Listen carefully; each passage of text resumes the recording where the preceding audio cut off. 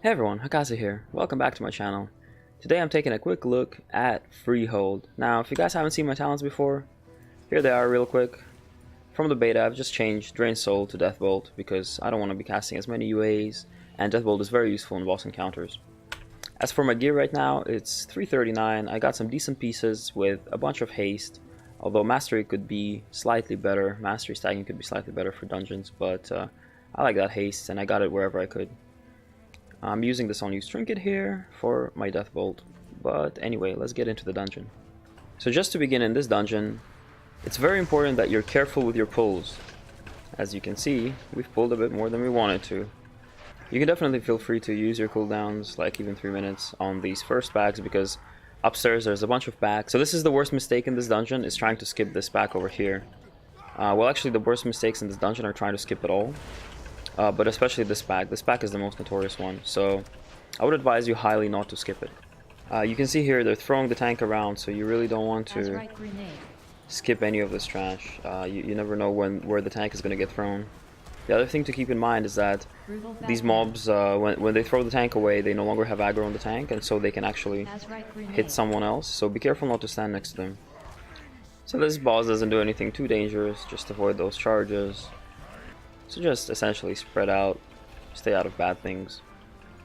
So this right here is another really tricky place where there is line of sight over this bridge, over the bend in the bridge, and people tend to think they can skip or pull less or not pull far enough, but it's better to pull everything onto the bridge.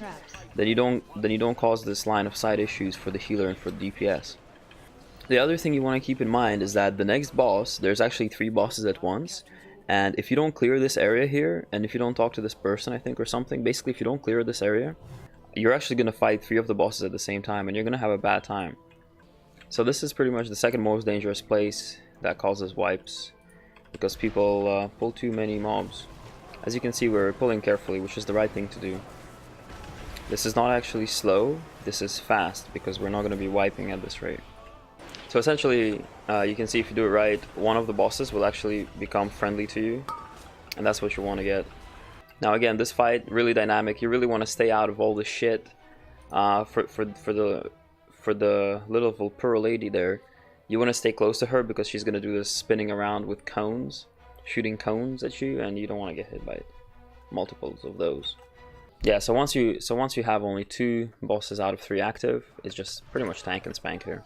Also, each boss has its own mechanics, so you may want to, especially if you're struggling with this, you may want to focus one boss down more than the other, just to get rid of their mechanics as fast as possible. So for the next part, essentially, again, is the same theme of the dungeon pretty much. Be careful with pulling trash.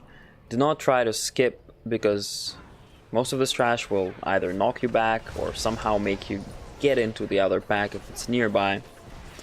Don't skip the trash, and yeah, you'll be fine. These mobs here, they throw rocks at you. You don't want to stand in that rock, believe me, you're going to get stunned and it's going to do tons of damage. I think this trash over here is the only one that can be safely skipped. As you can see, there's a patrol there, so when you pull this big guy that stands on the gates, you want to make sure to either avoid those or pull those beforehand. We did pull back here and it was totally fine for us. For this boss here, the first part is you're going to have to catch a greased up pig. Some people chase it around. I think that's not efficient, but I just like to stay in one place. And if it comes to me, you know, if I see it heading towards me, I start clicking it already. Greasy, greasy. Greasy, greasy.